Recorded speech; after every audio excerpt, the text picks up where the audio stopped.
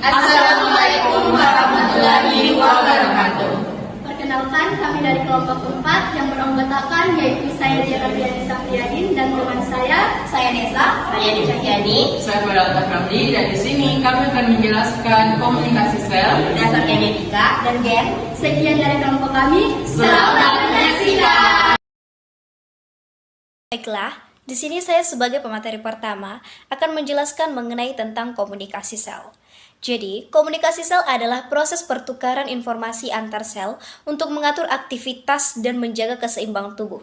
Komunikasi sel adalah kemampuan sel untuk berkomunikasi dengan sesama sel sebagai bentuk koordinasi aktivitas mereka yang beragam untuk mempertahankan homeostasis atau keseimbangan tubuh serta mengontrol pertumbuhan dan juga perkembangan tubuh agar dapat menjaga kelangsungan hidup. Selanjutnya, ada fungsi komunikasi antar sel. Yang pertama, ada komunikasi di antara sel atau signal interselular. Sebagai sistem penghantaran informasi atau signal dari sel yang satu ke sel yang lain atau di dalam sel itu sendiri untuk melakukan aktivitas dan juga fungsi koordinasi. Yang kedua, ada komunikasi dalam sel, yaitu signal intraselular. Untuk kelangsungan hidup sel atau organisme, perkembangan dan juga pembelahan sel, serta perbaikan jaringan dan juga sistem imunitas. Kemudian, ada jenis-jenis komunikasi antar sel. Yang pertama itu ada komunikasi antar sel langsung, yaitu intercellular signaling, dan yang kedua itu ada komunikasi antar sel tidak langsung melalui pembawa pesan kimiawi. Selanjutnya, ada komunikasi antar sel langsung.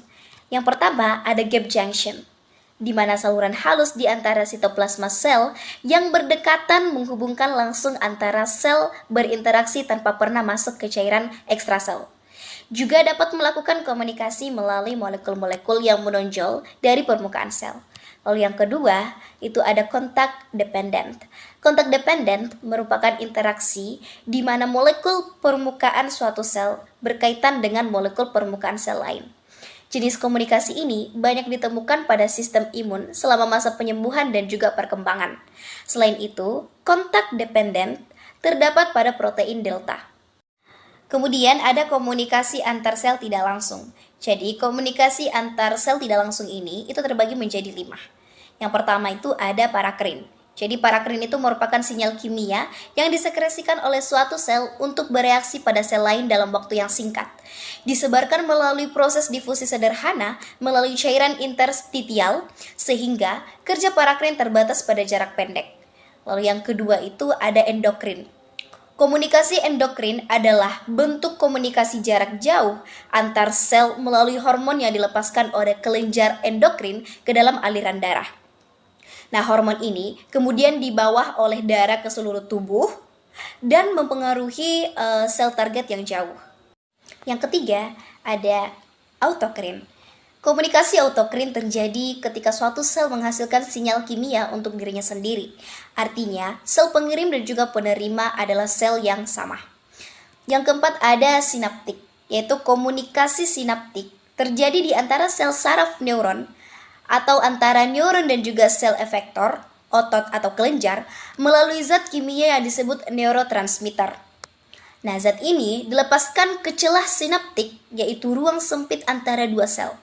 Lalu yang kelima, itu ada neuroendokrin, yaitu neurohormon, yang dimana komunikasi neuroendokrin melibatkan sel saraf khusus, neuron neurosekretori, yang menghasilkan neurohormon. Nah, namun berbeda dari neurotransmitter, neurohormon dilepaskan ke dalam darah, bukan sinaps. Jadi, selanjutnya untuk pemateri kedua. Di sini saya akan menjelaskan proses pertukaran informasi antar sel untuk mengatur aktivitas tubuh. Mekanisme ini penting agar sel dapat bekerja terkoordinasi dengan menjaga keseimbangan. Homeostasis terdiri dari 4 tahap. Pertama, penerimaan sinyal atau reception, transduksi sinyal atau signal transduction, respons seluler, penghentian sinyal, dan adapun penerimaan sinyal seperti sel target mendeteksi sinyal dari sel reseptor khusus, molekul sinyal atau ligan bisa berupa hormon, neuron transmitter atau faktor pertumbuhan. Transduksi sinyal. Setelah sinyal diterima, reseptor mengubah sinyal luar menjadi sinyal dalam sel. Terjadi rangkaian reaksi kimia untuk memperkuat dan meneruskan pesan. melibatkan molekul perantara second messenger seperti CAMP, ion Ca2+, dan adapun respon seluler yang sel menanggapi sinyal dengan melakukan aksi spesifik. Beberapa bentuk responnya seperti perubahan metabolisme tubuh, seperti aktivitas enzim, perubahan ekspresi gen, atau mengaktifkan atau menonaktifkan gen, perubahan bentuk atau gerakan sel, sekresi zat tertentu, penghentian sinyal setelah respon selesai. Sinyal harus diberhentikan agar tidak berlebihan. Ini agar terjadi dengan cara enzim menguraikan molekul sinyal, reseptor dinonaktifkan atau kembali ke bentuk semula. Nah, adapun kromosom, gen, dan DNA. Kromosom adalah suatu struktur makromolekul yang tersusun dari DNA dan molekul lain di mana informasi genetik tersimpan dalam sel. Kromosom terdiri atas dua bagian, yaitu sentromer yang merupakan pusat kromosom berbentuk bulat dengan kromosom arm yang mengandung kromonema dan gen berjumlah 2 buah sepasang. Sifat-sifat kromosom adalah seperti hanya terlihat pada sel membelah, mempunyai ukuran panjang antara 0,2 sampai 40 mikron. Kromosom pada sel prokariotik hanya memiliki satu kromosom dan tidak terletak di dalam inti sel. Kromosom sel eukariotik bervariasi menurut jenis organisme dan terdapat di dalam nukleus. Umumnya memiliki susunan kimia yang terdiri dari protein, DNA, dan RNA. Protein terdiri dari histon dan non-histon memiliki beberapa enzim yang terlihat dalam sintesis DNA dan RNA. Gen merupakan unit hereditas suatu organisme hidup dan tersimpan dalam kedudukan tertentu berupa kromosom. Gen ini berupa kode dalam material genetik organisme yang kita kenal sebagai molekul DNA atau RNA. Pada beberapa virus, ekspresi gen dipengaruhi oleh lingkungan internal atau eksternal, seperti perkembangan fisik atau perilaku dari organisme tertentu. Gen berupa daerah urutan basa nukleotida, baik yang mengkode suatu informasi genetik dan juga daerah yang tidak mengkode informasi genetik. Hal ini penting untuk pembentukan suatu protein yang fungsinya diperlukan di tingkat sel, jaringan, organ, atau organisme secara keseluruhan. Selanjutnya yaitu DNA dan RNA. DNA adalah suatu polimer yang dibangun dari 4 jenis monomer yang berbeda, yang dinamakan dengan nukleotida. Informasi yang dimiliki gen diwariskan dalam bentuk urutan nukleotida spesifik masing-masing gen. DNA merupakan persenyawaan kimia yang paling penting pada makhluk hidup, yang membawa keterangan genetik dari sel khususnya atau dari makhluk hidup dalam keseluruhannya dari satu generasi ke generasi berikutnya. DNA merupakan suatu polimer nukleotida berupa rantai ganda yang berpilin double helix. Molekul nukleotida terbentuk dari gula ribosa atau deoksiribosa, basa nitrogen, dan gugus fosfat. Basa nitrogen terdiri atas purin, adenin atau A, dan guanin atau G, dan piramin, sitosin atau C, dan timin atau T. A selalu berpasangan dengan T, C selalu berpasangan dengan G. Nukleotida diibaratkan sebuah tangga, di mana anak tangganya adalah susunan basa nitrogen, seperti A berpasangan dengan T dan C berpasangan dengan G. Dan kedua ibu tangganya adalah gula ribosa atau deoksiribosa. Model DNA pertama kali dibuat pada tahun 1953 oleh James D. Watson. DNA mempunyai fungsi sebagai berikut. Yang pertama, menyampaikan informasi genetik kepada generasi berikutnya, karena DNA mampu melakukan proses replikasi.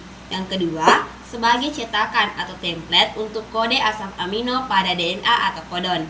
Selanjutnya yang terakhir yaitu sebagai pengatur seluruh metabolisme sel. Selanjutnya yaitu replikasi DNA. Replikasi DNA adalah suatu tahapan penggandaan DNA yang terjadi pada saat sebelum pembelahan sel atau interfasi tahap sintesis DNA. Replikasi dilakukan dalam upaya membentuk DNA yang sama pada sel hasil pembelahannya. Dalam proses replikasi DNA diperlukan enzim helikase, DNA polimerase, ligase, ATP, GTP, CTP, dan TTP. Enzim helikase berfungsi sebagai pembuka rantai ganda heliks. Enzim DNA polimerase akan membentuk DNA baru dari satu rantai tunggal DNA. Enzim DNA ligase berperan dalam meletakkan setiap fragmen Okazaki yang dimana merupakan rantai pasangan semula yang tidak berhubungan menjadi satu rantaian utuh. Replikasi diawali dengan sintesis RNA primer. Beberapa model replikasi DNA yaitu yang pertama teori konservatif. Pita DNA rangkap heliks tidak berpisah, langsung menjadi cetakan bagi pita DNA baru. Akhirnya terbentuk dua pita rangkap heliks yang sama seperti asalnya. Yang kedua yaitu teori semi konservatif. Pita DNA rangkap heliks memisahkan diri menjadi dua pita tunggal yang berperan sebagai pola cetakan. Setiap pita lama membentuk pita baru yang dimana berpasangan, akhirnya berbentuk dua pita rangkap heliks yang sama seperti dengan asalnya. Kemudian yang ketiga atau yang terakhir yaitu teori dispersif, yang dimana pita DNA heliks rangkap terputus-putus atas beberapa potongan. Setiap potongan berpola sebagai pola cetakan, membentuk DNA baru, sehingga akhirnya terbentuklah pita rangkap heliks yang sama seperti asalnya. Kemudian yaitu RNA. RNA merupakan polinukleotida, namun ukurannya jauh lebih pendek dari polinukleotida penyusun DNA. RNA hanya terdiri dari satu rantai. Gula pentosa yang menyusun RNA adalah gula ribosa. Adapun basa nitrogen yang menyusun RNA adalah A, purin yang terdiri dari adenin atau A dan guanin yaitu G. Kemudian yang kedua B, pirimidin yang terdiri dari sitosin atau C dan urasil yaitu U. RNA dibentuk oleh DNA di dalam inti sel. Yang kelima, sintesis protein. Sintesis protein merupakan suatu proses yang kompleks, termasuk di dalamnya penerjemahan kode-kode pada RNA menjadi polipeptida. Sintesis protein melibatkan DNA, RNA, ribosom, asam amino, dan enzim. Sintesis protein membutuhkan bahan dasar asam amino dan berlangsung di dalam inti sel dan ribosom. Adapun tahapan dari sintesis protein terbagi menjadi dua. Yang pertama yaitu transkripsi. Transkripsi berlangsung dalam inti sel, dimulai dengan membukanya rantai DNA heliks ganda membentuk gelembung transkripsi. Dengan demikian, RNA polimerase berikatan dengan DNA. Selanjutnya, pita DNA yang berfungsi sebagai pencetakan RNA disebut pita template atau antisense, dan pita DNA yang tidak mencetakan RNA disebut dengan pita sense.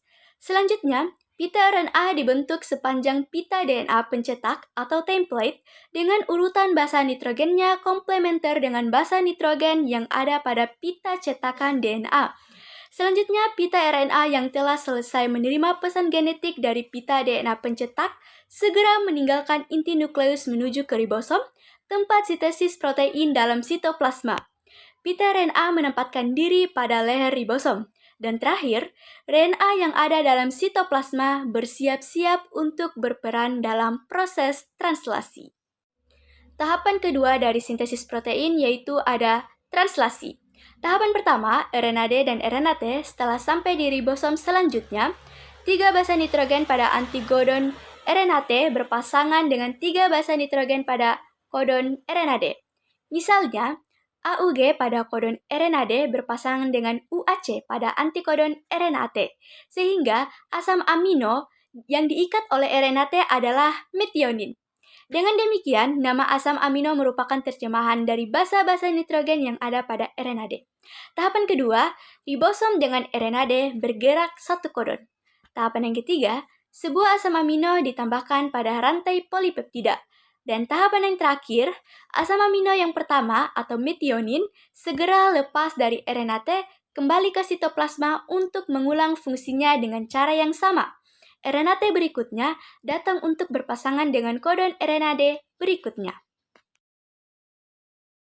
Selanjutnya, yang keenam, kode genetik. Kode genetik yaitu instruksi berupa kode-kode yang menentukan macam protein yang akan dibuat. Instruksi melalui kode genetik berupa kodon pada RNA tersebut ditranskripsi dari DNA dengan bantuan RNA polimerase.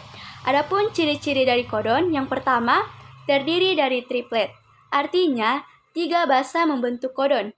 Yang kedua, non-overlapping, artinya susunan 3 bahasa pada kodon tidak dibaca ulang sebagai kodon berikutnya atau tumpang tindih.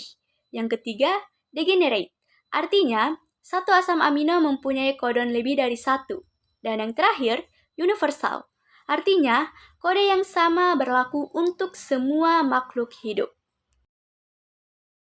Kesimpulan, yang pertama, komunikasi sel, mekanisme sel menerima, memproses, dan menanggapi sinyal dari lingkungannya melalui reseptor, transduksi, dan respons. Selanjutnya, dasar genetika, ilmu yang mempelajari cara sifat diwariskan dari induk ke keturunan melalui gen dan mengikuti pola seperti hukum Mendel.